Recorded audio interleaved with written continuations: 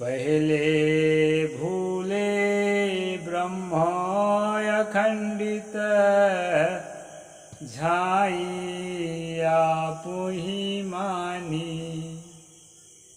झाई में भूलत इच्छा कीन्ही इच्छा ते अभिमानी।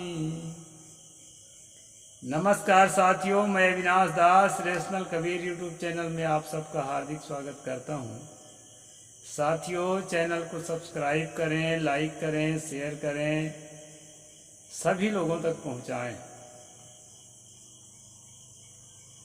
यह जो मैंने कविता बोली है, एक भक्त का आज जो है फरमाइश आया था कि साहिब इसका अर्थ बताइए आप।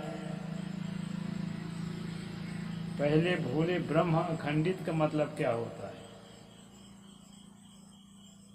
इसलिए दोस्तों इस पद को मैं बोला हूं। मुझे लगता है कई लोगों में जिज्ञासा होगी, इसको जानने के लिए सोचते होंगे। तो जो भी सोचते होंगे वो सोचें, नहीं सोचते होंगे वो भी देखें, क्योंकि कबीर वाणी को ठीक से समझने के लिए उनका अर्थ हमें ठीक से करना चाहिए, और वही उनका अर्थ ठीक ठाक करेगा जो उस सिद्धांत का अध्ययन करता है। ये प्रोफेसर लोग ना पीएचडी करते जरूर हैं, लेकिन कबीर वाणी का उल्टा सीधा अर्थ करके और अपने ब्राह्मणवादी एजेंडा को सिद्ध करते रहते हैं, अपने मनुवादी एजेंडा को सिद्ध करते रहते हैं, अपने पाखंड आडंबर अंधविश्वास को सिद्ध करते रहते हैं कबीर वाणी के अंदर। और घाल मेल करके जो है और सारा गुड़ गोबर एक कर देते हैं। गोबर खाने वाले हइये हैं। अभी आपने देखा था एक ठो कथावाचक को, जब गोबर लाने लगे तो घिनाने लगा और गोबर खाने की राय दे रहा था, अपन खाने को हिम्मत नहीं कर रहा था। तो दोस्तों ये लोग ज्ञान को भी गुड़ गोबर एक कर देते हैं। इसलिए कबीर वाणी का अर्थ अगर समझना है तो कबीर के अनुयायी से समझना चाहिए। मैं ये दावा नहीं करता हूं कि मैं सबसे बढ़िया अर्थ बता दूंगा, लेकिन ये बात सही है कि ये जो घाल मेल करते हैं ना, इनसे तो सही है बताऊंगा। साथियों, इसका अर्थ है पहले भूले ब्रह्म अखंडित झाई आप अभिमानी। झाई में भूलत इच्छा कीन्ही इच्छा ते अभिमानी। पहले भूले, सबसे पहले भूल कौन भूला? ब्रह्म अखंडित। अब ये ब्रह्म अखंडित कौन है जो भूल गया? ये ब्रह्म अखंडित का मतलब है, कई लोग तो ये अर्थ करते हैं कि एक ब्रह्म है, सबका मालिक एक परमात्मा, वो भूल गया। रास्ता जा रहा था तो रास्ता भूल गया, दूसरा रास्ता चला गया। धर्म का रास्ता बताते बताते अधर्म का रास्ता बता दिया, ऐसा अर्थ करते हैं। वो भी अर्थ हो सकता है, लेकिन यहाँ का खास अर्थ है दोस्तों ब्रह्म अखंडित।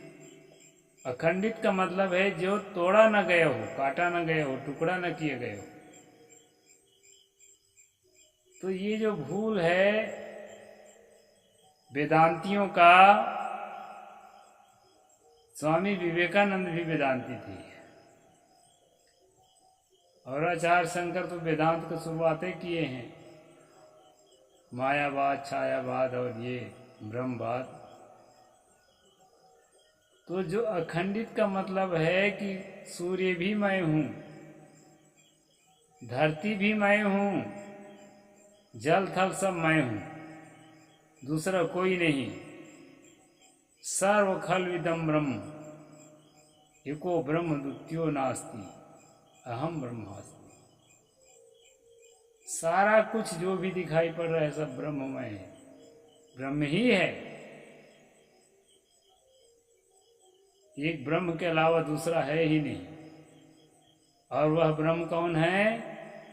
अहम ब्रह्मास्मि, वह ब्रह्म मैं ही हूं। इस प्रकार जो सोच क्रिएट की जाती है दोस्तों, इसको कहा है ब्रह्म अखंडित।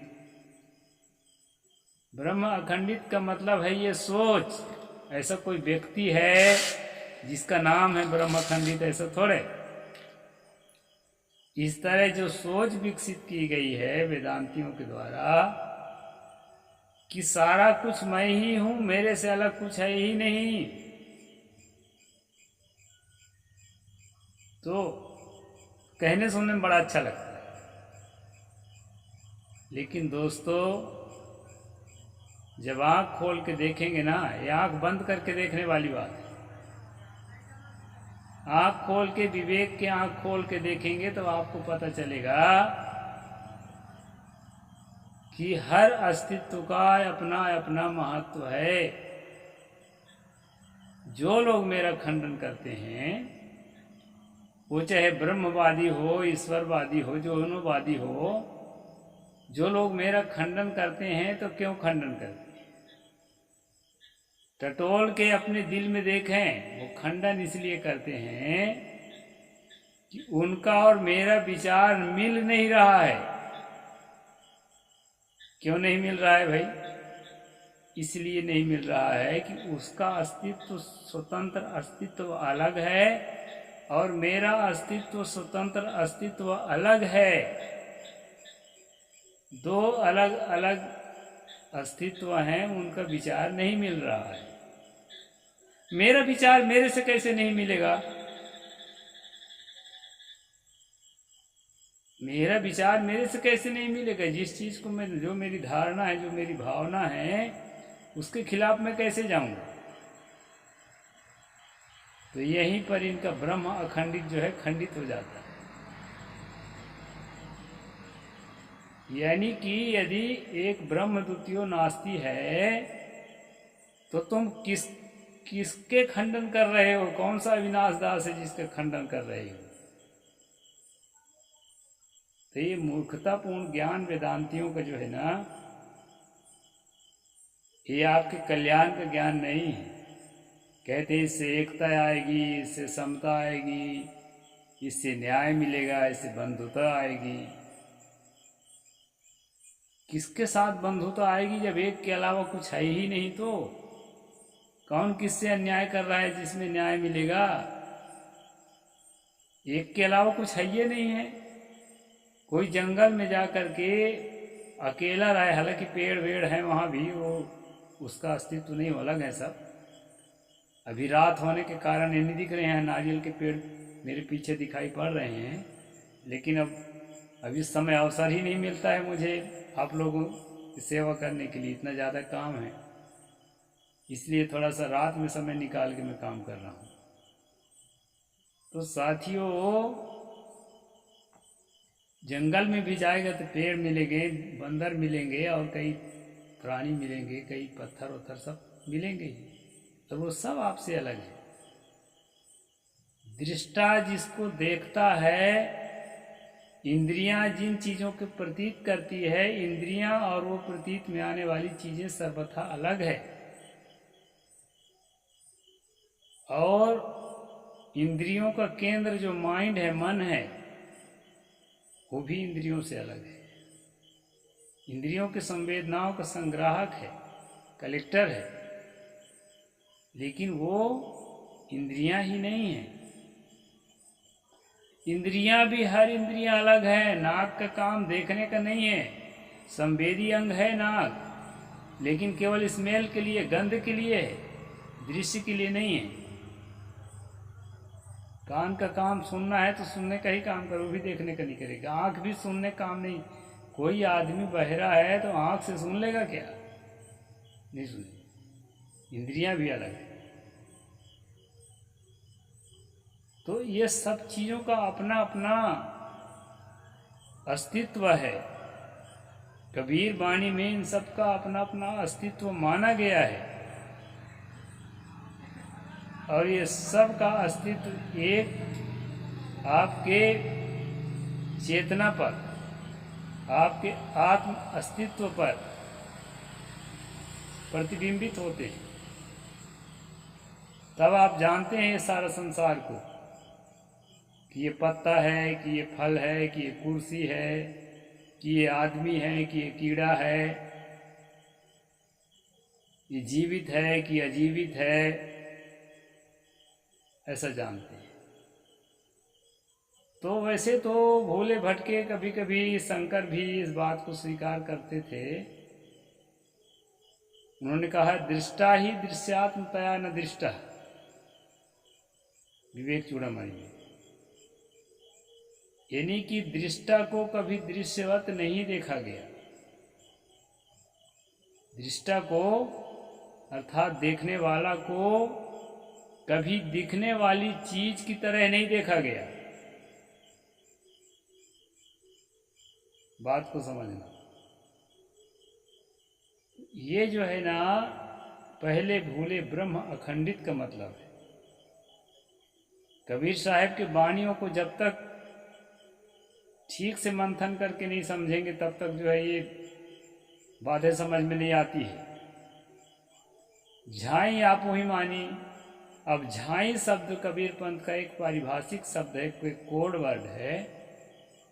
किस बात को बताने के लिए, जैसे चेहरे में झाई होती है ना, तो वो झाई झाई पूरा काला हो जाएगा ना, तो वो आदमी काला ही दिखेगा, जबकि वो गोरा रहा होगा। झाई पूरा हो गए। तो एक उदाहरण यहाँ पर झाई के तात्पर्य है कि अपने आप को ब्रह्म अखंडित के रूप में ही मान लिया। वो अपना विशुद्ध अवस्था को, विशुद्ध स्वरूप को नहीं समझ सक रहा है कि मैं इस तरह के ब्रह्म अखंडित सर्व में समाया हुआ नहीं हूँ, बल्कि मैं सर्व से पृथक हूँ। मेरा अस्तित्व अलग है। मैं अलग रह करके ही इन सबको मैं जान रहा हूँ, महसूस कर रहा हूँ संसार के पदार्थों को। और पांच तत्व, पांच तरह के जो कहना चाहिए कि इंद्रिय की प्रतीतियां हैं, उनको जान रहा हूँ। नाक, कान, आँख, जीभ और त्वचा के माध्यम से। ये जो जानने की बात है और जानने में आने वाली चीज की बात है, इसको गुड़ गोबर एक करके जो हम अपने आप को उसमें जो है तदात्म कर लेते हैं, तल्लीन कर लेते हैं, इसी को सतगुरु ने कहा कि पहले भूले ब्रह्म अखंडित, झाई आप मानी। और झाई में भूलत इच्छा की नहीं, इच्छा ते भी मानी।